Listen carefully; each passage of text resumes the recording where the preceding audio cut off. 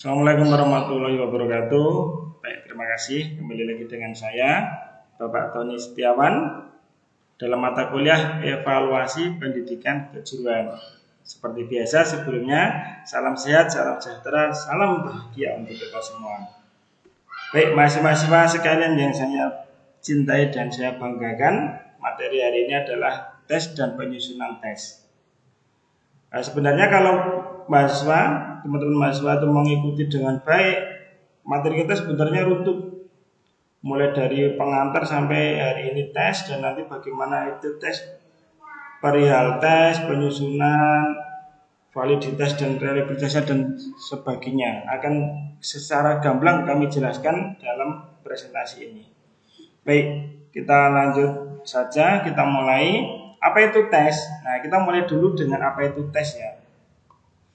Banyak ahli atau banyak pendapat yang mengemukakan definisi tentang tes. Itu teman-teman bisa ambil terserah dari mana pendapatnya, tapi pada intinya sama. Nah, samanya di mana? Tes merupakan alat pengukur. Nah, ini ya, merupakan alat pengukur yang memiliki standar yang objektif. Nah, standarnya apa? Standarnya objektif, bukan subjektif. Kalau penilaian dengan tes, tapi hasilnya subjektif, ya itu sebenarnya jauh dari tes, jauh dari kaidah tes. Jadi harus objektif. Oke.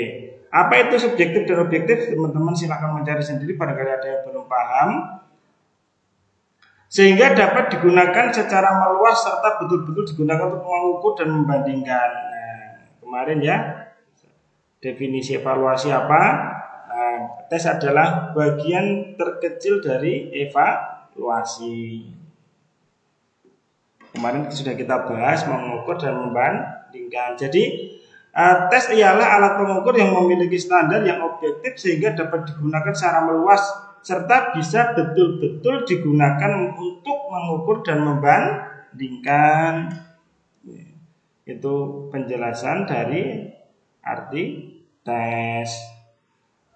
Oke, next. Nah, jenis-jenis tes itu secara jenis. Jadi kalau beda dengan macam ya, ini jenisnya dulu. Jenisnya itu ada 3. Itu tes diagnostik, ya, tes diagnostik. Kemudian tes formatif dan tes sumatif. Tes diagnostik itu seperti apa ya? Nah, tes diagnostik itu adalah tes yang digunakan untuk mendiagnosa. Nah, ini katakan ini untuk dokter ya, untuk dokter atau bidang kesehatan. Nah, ada tesnya dulu, mendiagnostis awal. Nah, misalnya di anak usia dini itu tes screening awal atau itu menggunakan tes DDST, namanya tes DDST. Nah, tes DDST ini mendiagnostik atau tes screening awal. Contohnya seperti itu. Jadi tes yang dilakukan untuk mendapatkan data awal dengan metode diagnostik. Nanti dapatnya screening data. Kalau di dunia kesehatan mungkin data kesehatannya, riwayat penyakitnya untuk mendiagnostik awal. Ini namanya tes diagnostik. Kemudian ada tes formatif. Nah, tes formatif dan tes sumatif itu teman-teman semuanya ada kasus banyak yang sering tertukar artinya. Ya harusnya tes formatif tapi mengartikannya tes sumatif, harusnya tes sumatif artinya mengartikannya tes formatif. Nah, tes formatif itu tes yang dilakukan di akhir pembelajaran. Ini ya. Tes formatif itu dilakukan di akhir pembelajaran.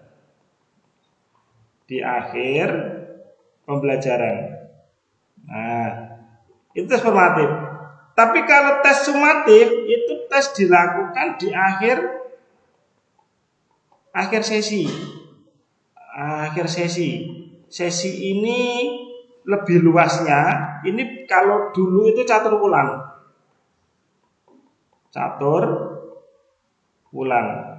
Nah, Mungkin sekarang tes semester, tes akhir semester. Nah, ini namanya tes sumatif. Jadi untuk membedakan antara formatif dan sumatif secara bahasa, kalau teman-teman semuanya ingat rumus Excel ya, ini ya, rumus Excel, sum. Tahu ya, yang lambangnya seperti ini dulu. Nah, rumus sum ya. Nah, sum kan jumlah keseluruhan. Nah, artinya tes sumatif itu secara keseluruhan dites. Tesnya dilakukan secara keseluruhan berarti dilakukannya di akhir sesi atau di akhir 1 bulan, di akhir semester, di akhir tahun. Oke. Yang jelas tes sumatif itu tes apa ya, kalau bahasa cara mudahnya, cara gampangnya itu tes rampungan. Nah, tes sumatif. Tapi kalau tes formatif, nah ini di akhir pembelajaran. Nah, saya pertemuan hari ini nanti ada tes. Nah, itu namanya tes formatif. Tapi nanti saya akan mengadakan UAS, berarti itu tes sumatif. Bisa diterima penjelasannya ya. Memang kadang itu bahasa kita agak sering lupa kalau tidak berkecimpung di dunianya. Apa yang dimaksud dengan tes sumatif, nanti jawabnya tes formatif dan sebagainya. Nah, ini saya kasih kata kunci, saya berikan kata kunci. Kata kuncinya adalah kata sum. Ini ya. Berarti kalau sum totalan. Berarti kalau totalan ya di akhir. Namanya totalan kok di harian ya enggak. Seperti itu. Tes sumatif. Semoga bisa membantu mengingat. Oke, next. Nah, dilihat dari macamnya itu ada tes subjektif dan tes objektif. Nah, ini ya. Tes subjektif. Nah, ini saya kasih lambang love, ini ada maknanya ini. Ini ada maknanya ini. Kenapa? Karena subjektif itu berdasarkan perasaan, berdasarkan penilaian pribadi, non data yang spesifik dan dapat dipertanggungjawabkan. Namanya tes subjektif. Atau penilaiannya subjektif. Kalau seorang mengatakan anak itu pintar, nah pintar itu dari mana dulu? Nah, kalau anak itu pintar karena nilainya 100, lah itu objektif. Karena menggunakan data yang valid, data yang bisa dipertanggungjawabkan secara ilmiah. Tapi kalau hanya mengatakan wah anak itu pintar, anak itu tidak pintar, anak itu bodoh, itu namanya subjektif, penilaian subjektif. Nah, tes dilihat dari macamnya itu ada 2, ada tes subjektif dan tes objektif. Kalau tes subjektif kita contohkan seseorang sedang menginterview, itu dites, tes interview lah, itu tes subjektif. Ya, tes interview itu tes subjektif. Oke, kalau kita sebagai orang yang dites, kemudian kita mengerjakan soal, itu namanya tes subjektif. Beda ya antara tes subjektif dan tes objektif. Ini saya beri lambang love, artinya berdasarkan penilaian perasaan. Nah, itu tes subjektif. Seperti itu. Oke, kemudian tes objektif yang biasa kita gunakan, tes objektif yang bisa digunakan itu pun dipisah-pisah lagi menjadi banyak. Nah, tes subjektif itu dipisah lagi, di breakdown lagi menjadi bagian-bagiannya atau macam-macamnya lagi. Ada tes benar salah atau true false test. Jadi ada pertanyaan, hanya cukup mencentang, ya ini mencentang ya, ini benar, katakan ya benar, dicentang, atau salah, nanti dicentang. Ini true false test. Ini memang jarang kita temui, tapi mungkin kalau di sekolah dasar masih ada. Tapi kalau di pendidikan tinggi ini jarang, atau di SMK jarang. Benar atau salah, mana yang dicentang. Ini merupakan tes. Oh, mohon maaf, ini lambangnya keliru. Ini dimaksud adalah tes objektif. Ini saya ganti dulu. Nah, sebentar. Ini saya ganti dulu, namanya tes objektif. Oke, mohon maaf ya PPT-nya.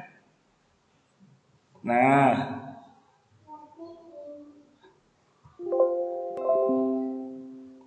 saya ganti.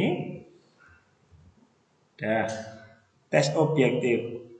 Jadi kalau menyimak video itu memang harus benar-benar menyimak. Nanti salah ketika ada revisi di tengah jalan, saudara tidak mengikutinya. Wah, ini nerangkannya bagaimana ini Pak dosennya? Wah, bagaimana ini kok objektif kok diterangkannya subjektif? Nah, makanya sudah saya revisi ya. Namanya ini bagian tes objektif. Kita lanjut tes benar salah. Oke, tes benar salah. Itu mudah sekali. Tes benar salah, true false test. Jadi ada benar dan salah. Nah, kemudian tes pilihan ganda yang sering sekali kita jumpai, multiple choice test. Jadi multiple choice test itu contohnya ya tidak usah dicontohkan, sebenarnya teman-teman paham semua ya. Ini ada pilihannya A, B, C, D, E dan sebagainya. Ini saya kira kalau pilihan ganda sudah tidak bisa dijelaskan, teman-teman pasti sudah mengalami semua. Kemudian tes mencocokkan atau matching test. Nah, ini biasanya di PAUD atau di TK. Mencocokkan. Ini ada kata-kata, ada kalimat. Nanti di sini juga ada pilihan. Ini di SD dulu juga sering. Ini mencocokkan. Jadi kalau ini yang paling tepat mana? Nah, ini nanti digaris. Ini digaris. Contohnya seperti itu. Ini digaris. Oh, ini sesuainya di sini. Oh, ini sesuainya di sana. Ini sesuainya di sini. Nah, ini tes mencocokkan atau matching test. Ini kalau di anak saya waktu TK sering banget ini mengerjakan ini. Seperti itu ya. Nah, kemudian jenis yang lainnya atau macam yang berikutnya itu adalah tes isian, completion test, tes isian. Tes isian itu yang titik-titik adalah titik-titik. Oke. Contoh ada soal.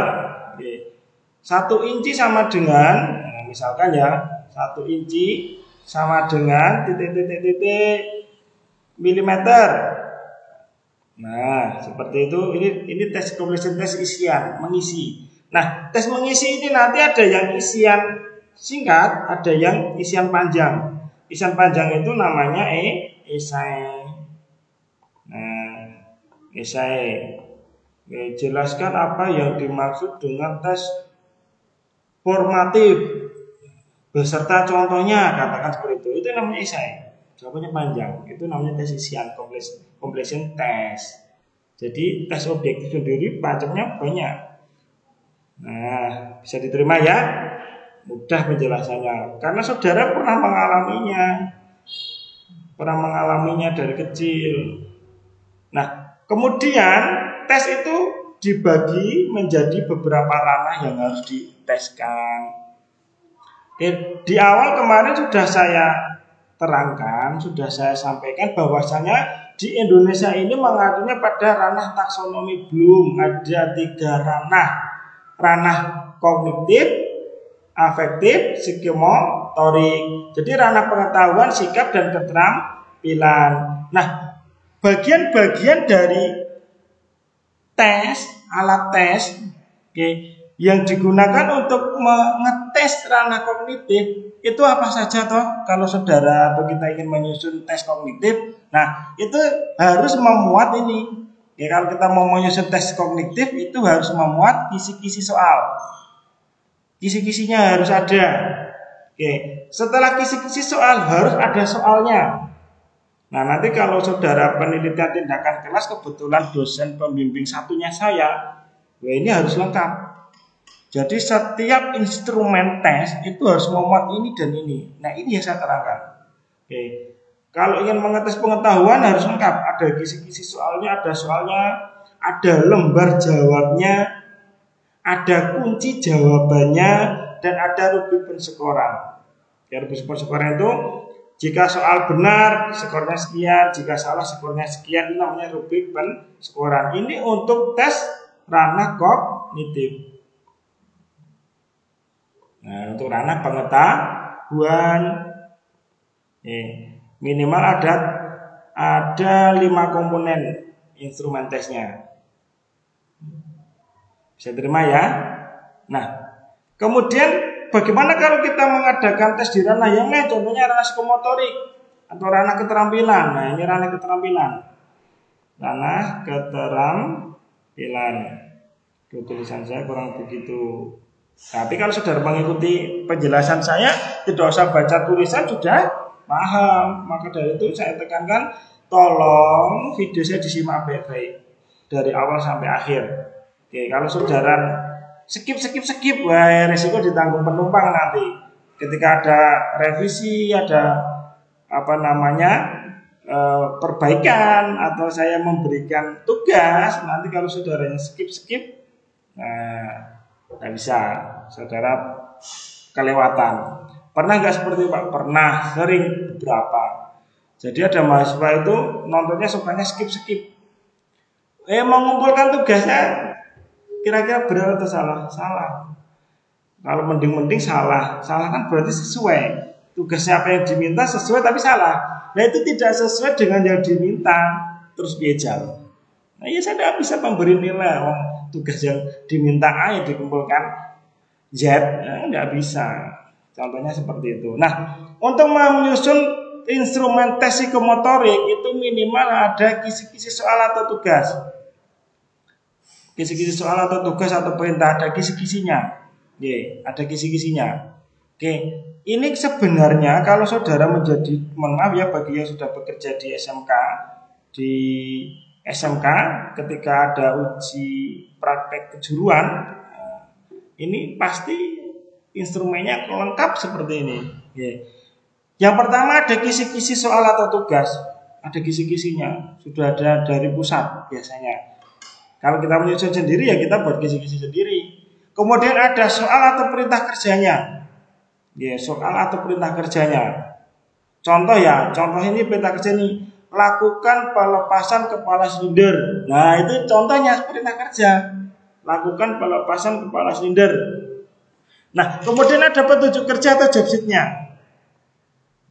Kalau job sheet itu isinya petunjuk. Jadi misalkan nomor 1 tadi soalnya melepas kepala silinder, berarti petunjuk kerjanya gambar orang cara melepas silinder. Cara melepas kepala silinder. Kemudian ada aturan-aturannya, melepasnya urutannya sekian, yang menggunakan kunci sekian dan sebagainya. Itu namanya petunjuk kerja atau job sheet. Nah, kemudian di tes ranah psikomotorik itu juga harus ada lembar kerja atau worksheet. Lembar kerja itu apa tuh Pak? Lembar kerja itu lembar isian yang diisi oleh peserta tes. Oleh peserta tes. Contoh, celah busi nomor 1. Nah, tadi nomor di sini di perintah kerja ada perintah lakukan pengukuran celah busi. Nah, berarti nanti di petunjuk kerja ada gambar orang cara melepas busi dengan tutorialnya, dengan kriteria atau standar tertentu, dan di worksheetnya ada tulisan celah busi 1 titik milimeter. Nah, itu namanya lembar kerja atau worksheet. Lembar kerja atau worksheet yang diisi oleh peserta tes. Kemudian ada lembar penilaian guru. Yang megang siapa? Ya guru atau yang menguji. Ada lembar penilaiannya. Biasanya terdiri dari daftar nama beserta komponen-komponen yang dinilai. Nah, kemudian yang terakhir adalah rubrik pensyukuran. Nanti poin ini nilainya berapa? Mendapatkan skor maksimal jika bagaimana? Nah, itu namanya rubrik pensyukuran. Ini saudara belajar di uji praktek kejuruan, insya Allah ada semua.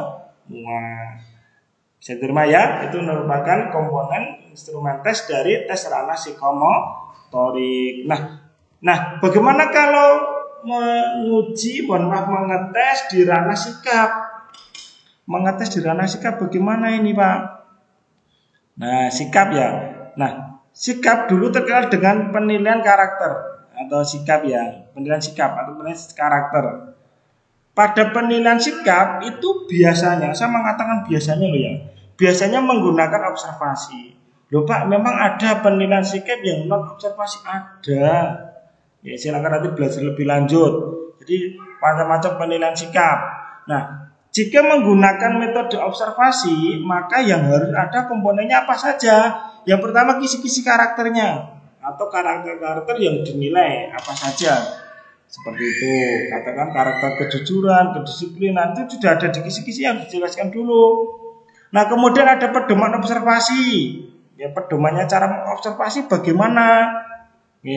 Kemudian ada lembar observasi, lembar yang di checklist seperti itu. Kemudian tak lupa juga ada rubrik pensekoran, ada rubrik pensekoran, ini wajib semua ya. Nah, jangan nanti kalau saudara membuat instrumen tes apalagi terlebih untuk skripsi, ini wajib ini. Wajib. Oh, enggak sembarang tes, harus hanya sekedar membuat nyusun soal.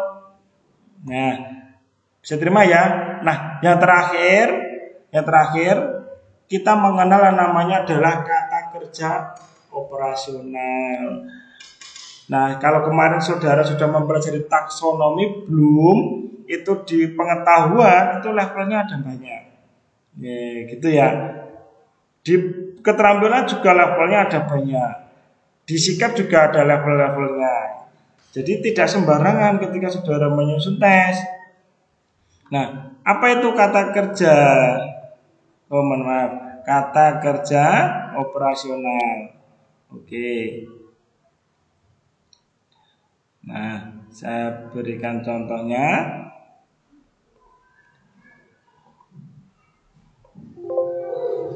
Oke. Nih.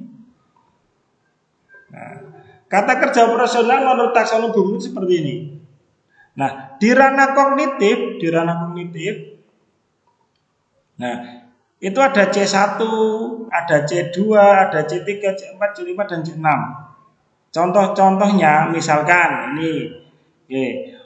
Untuk menerapkan pada ranah pada ranah kognitif dengan level C3 atau menerapkan itu kata kerja operasionalnya antara lain melaksanakan, mengimplementasikan, menggunakan. Kemudian kalau pada ranah menciptakan itu membangun, merencanakan, memproduksi. Nah, ini tergantung dari kembali lagi ke materi berikutnya, kembali ke materi sebelumnya berdasarkan tujuan instruksional yang telah dirumuskan. Tujuannya itu hanya ingin memahami, berarti nanti kata kerjanya menjelaskan atau mengartikan. Tujuannya itu bisa menciptakan, oh berarti harus mampu membuat, menciptakan dan sebagainya. Itu untuk ranah kognitif. Ini juga ada ranah afektif, sikap ya. Kemudian ada juga ranah psikomotorik. Ini ya psikomotorik. Nah, ada yang membangun, ada yang menunjukkan, tergantung, kembali lagi saya ingatkan, tergantung dari tujuan instruksional yang setelah dibangun sebelumnya. Mohon maaf, tergantung tujuan instruksional yang sudah dirumuskan sebelumnya. Ini penting ini saya sertakan juga di materi, nanti silakan didownload dan dipelajari. Baik, seperti itu ya. Saya rasa untuk penjelasan di pertemuan ini saya cukupkan sekian. Kemudian ada tugas. Tugasnya apa? Nah, berkaitan dengan tugasnya adalah saudara ini menyusun atau mencari contoh tentang instrumen tes untuk ranah kognitif, untuk ranah psikomotorik, dan untuk ranah afektif. Jadi tugasnya satu orang itu menyusun instrumen soal. Ini yang pertama kognitif, ini yang pertama kognitif. Kemudian psikomotorik, yang ketiga adalah afektif. Nah, setiap ranah yang saudara susun harus mengandung komponen-komponen ini. Yang setelah diterangkan tadi harus mengandung komponen-komponen ini. Silakan saudara boleh menyusun sendiri, boleh mencari contoh yang sudah ada. Jadi saudara, harapan kami memang sudah bisa menyusunnya. Tapi untuk di tugas ini saudara bisa menemukan saja sudah bagus. Nanti untuk di pekerjaan yang lain atau di ujian yang lain saudara harus bisa menyusun dari awal. Seperti itu ya. Pak, ini saya di SMK saya sudah ada instrumen untuk ranah psikomotor dan komplit Pak. Saya kumpulkan boleh nggak? Boleh. Asal saudara paham dulu. Ya, saudara paham dulu boleh. Silakan nanti dikumpulkan. Jadi satu orang itu nanti membuat 3 ranah. Dan setiap ranahnya terdiri dari komponen-komponen yang sudah kami terangkan. Oke, seperti itu ya. Nah, dibuat dalam apa? Dibuat dalam format bot. Oke, bot ya. Oke, semuanya .doc atau .x. Oke, seperti itu. Oke, nanti silakan dikumpulkan di e-learning pada pertemuan ini. Seperti itu. Jangan lupa perhatikan batas maksimal pengumpulannya dan formatnya. Silakan nanti diperhatikan kalau tidak paham, diulang lagi videonya, tugasnya apa. Sekian, saya rasa cukup. Sekian dulu, kita akhiri. Akhir kata, semoga bermanfaat. Assalamualaikum warahmatullahi wabarakatuh.